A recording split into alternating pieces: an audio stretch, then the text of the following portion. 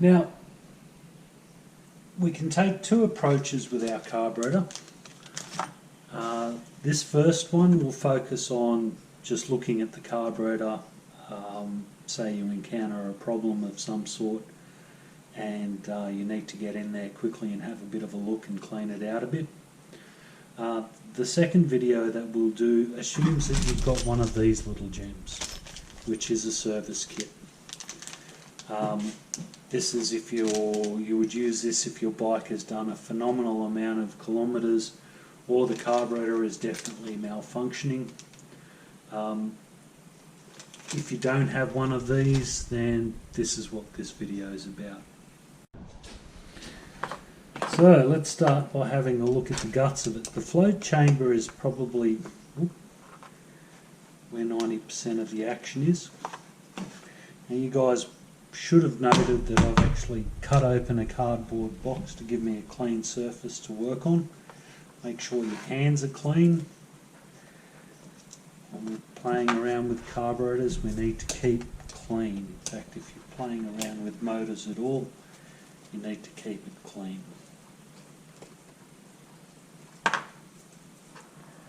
These are coming quite easily.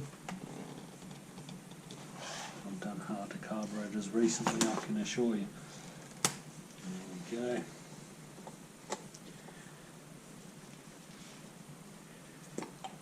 Ooh. Now,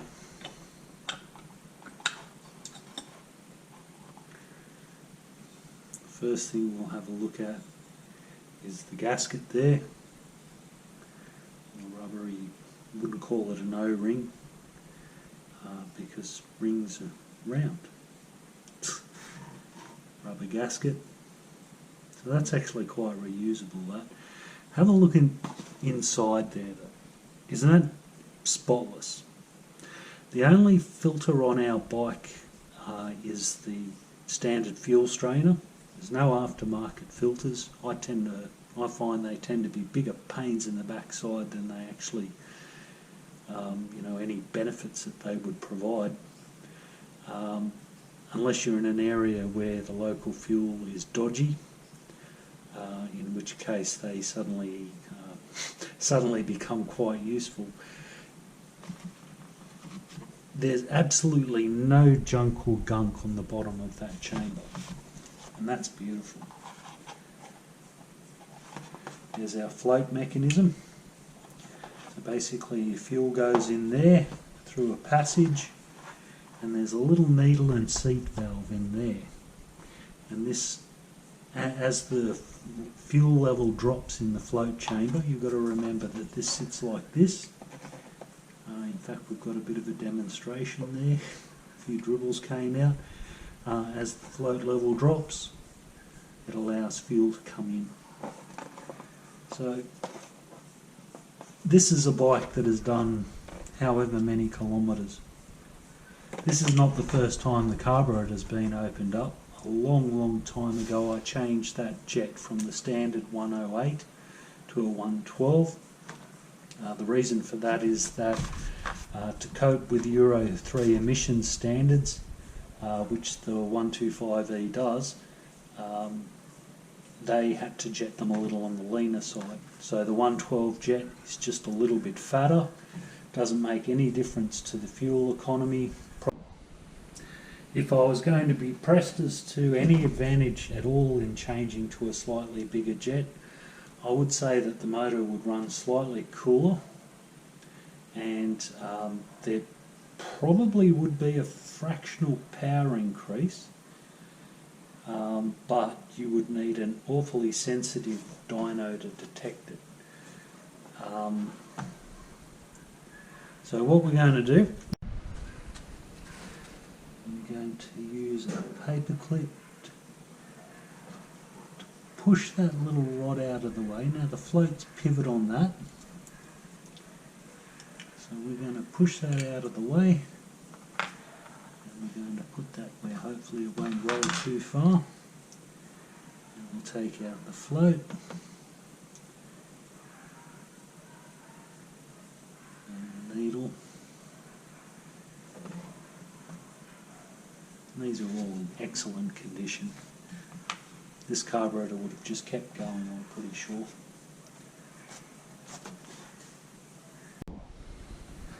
So this is the part that they call a needle.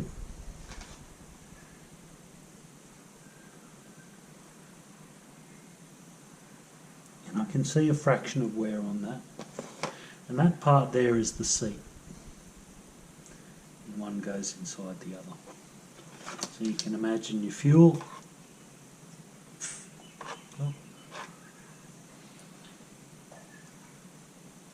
Fuel goes in there.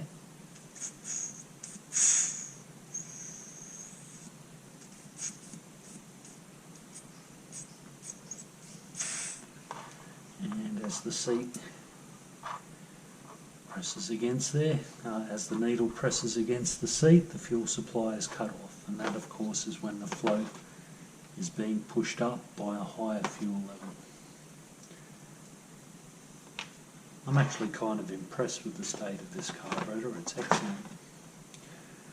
Now, if your carburetor is not excellent like mine is, there's a few things you can do.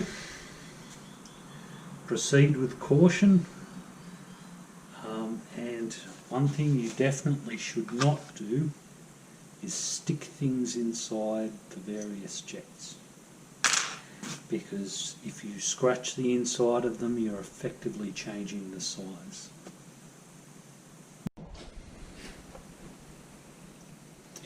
Now this little gem here is the main jet.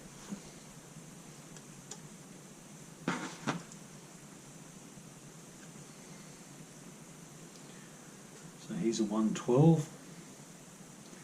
Can get different size jets for these guys. You do have to hunt around for them.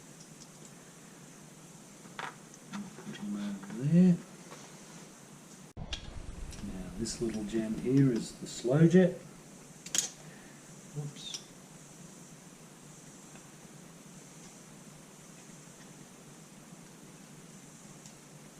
And out he comes.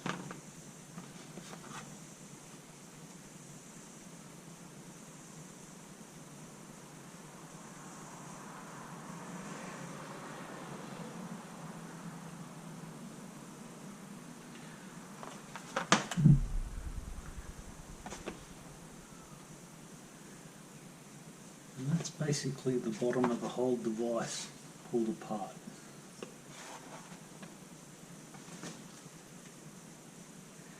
Now, if you need to clean these guys, the absolute best thing to use is compressed air, without a doubt.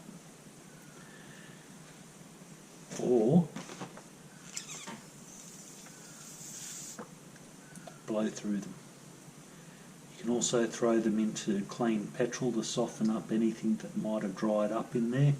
In the instance of a bike that has not been used in a long time but has had fuel left in it.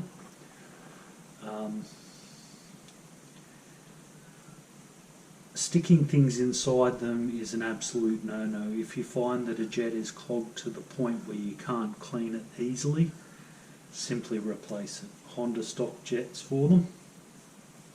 That's the direction you should really consider going, rather than messing around with something that's not going to respond well to messing around with. Now I'm assuming this little screw on the side is actually what they call the air screw. Now this sets the fuel air mixture up when the bike is idling.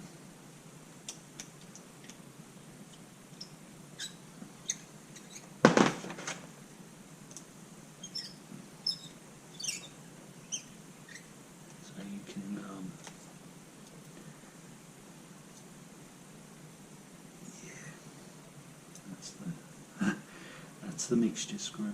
So that screw there only affects the adjustment of the fuel air when the bike is idling. The rest is done by the slow jet, which is sort of an intermediate jet, or the main jet, which is more for wide open throttle and that sort of thing.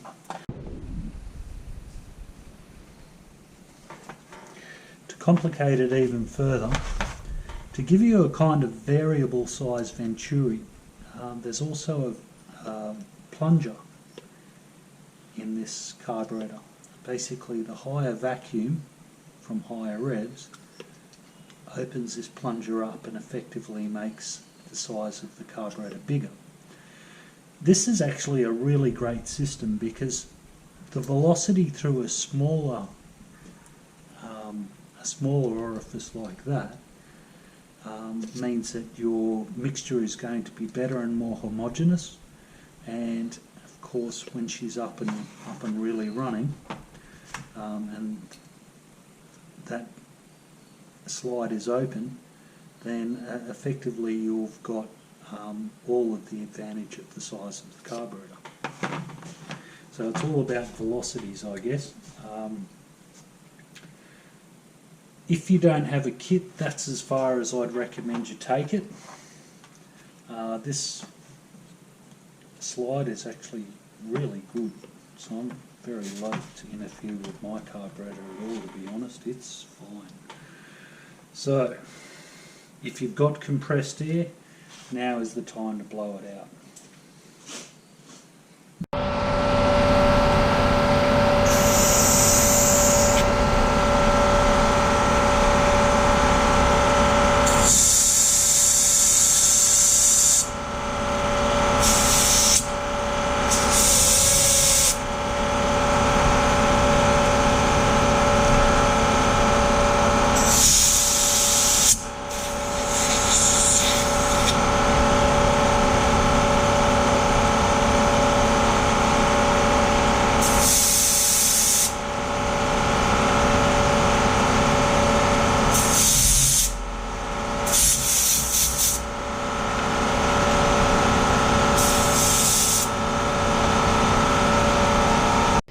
You may have noticed that if you point your compressed air directly at these little components, they have a tendency to move. If you get close enough to them, they'll have a tendency to fly, I'm pretty sure. Okay, so that's pretty much it in a nutshell. We were talking about the needle and seat, and it would be just about impossible for you guys to really see much of that. But that needle there, that should be uniformly pointy, if that makes sense. I don't know a better way to describe it. The end of that should be perfectly conical, cone-shaped. What you will find is that around about halfway down that cone, you may find a wear mark that corresponds with the size of the seat. Now, if that is pronounced, you've definitely got a worn out needle and you need to replace it. Other than that, if it's like ours where you can see the mark where it's at, but it's not that bad and it's uniform, then you can get away with just putting it back. Okay, so we'll start assembling it again. We'll start with our slow jet, because it was the first thing that I could reach. Now this stuff just has to be nipped up. It doesn't need to be incredibly tight. There is absolutely no load on it. These are basically just holes of the correct size. So just not even, that's the point where it actually becomes hard. And you can't even see the fraction of the turn that I've put on that, I'm sure. Now, your pilot screw or air screw,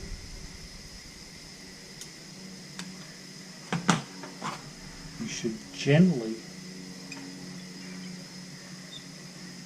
screw that in until it bottoms out.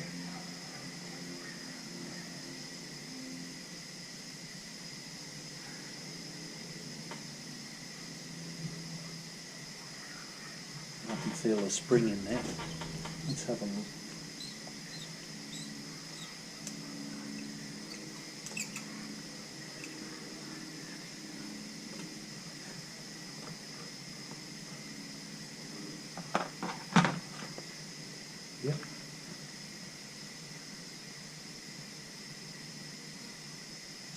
She is. Excellent.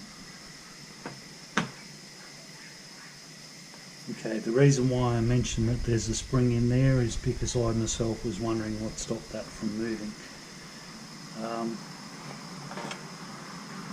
So back in we go.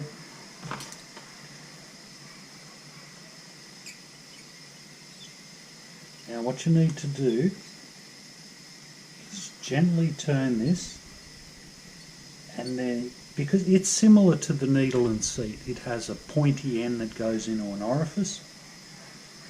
So what we want to do is just turn this. You can feel it hit the spring, then it will become really hard. Don't push it. Don't try and tighten it any further than that moment when you can feel that, how do we describe it, that pointy bit will close up onto the hole like that, and that's all we want. We just want them to touch. So for a reference point, and then we open it up one turn, which is the factory setting. Now, you should not need to adjust the mixture screw beyond that, the factory setting. It's preset, the orifices are the right size, and they're consistent, so you should get a consistent fuel air mixture at idle. They are set very lean, so when you start your bike up, unless you have specific problems with it idling, I would say that your problems don't lie on your fuel air mixture. Now this is contrasting to back in the dark old days, where the very first thing we did once the motor was warm was twiddle with that screw and get the fuel air mixture correct. These days there's a little bit more science, I guess, in it, is the best way to put it. So you don't really need to do that unless there is a problem. If you do have to do that, then turn it out, unscrew it until the motor becomes rough, screw it back in again until the motor becomes rough again, and then basically set the screw in between those 2 points.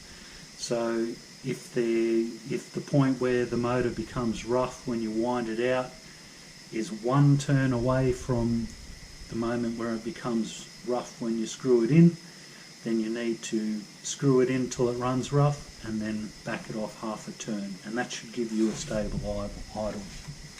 Clear as mud?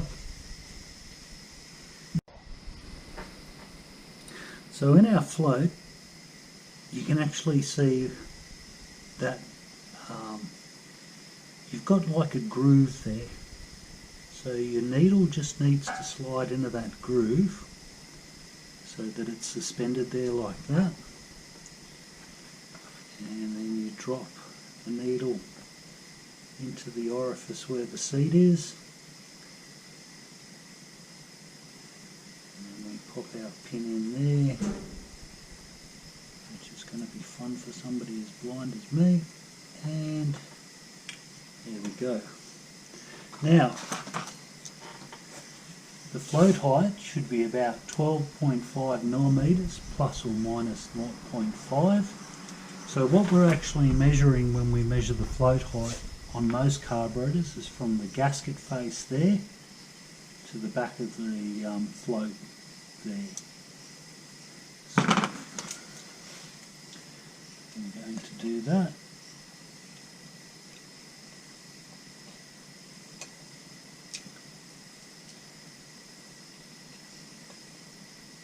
And we ended up with 12.26.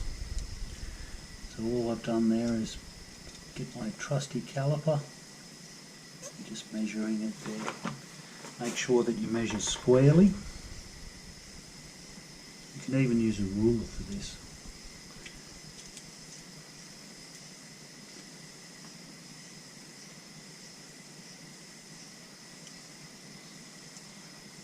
I just wish the thing would stand up by itself. It would make my life easier.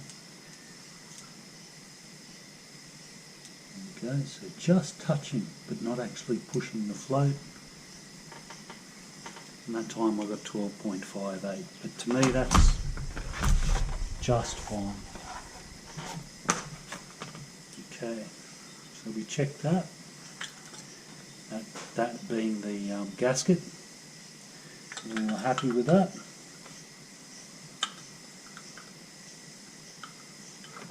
And then we just need to pop it in there like that, making sure that it's closed up properly.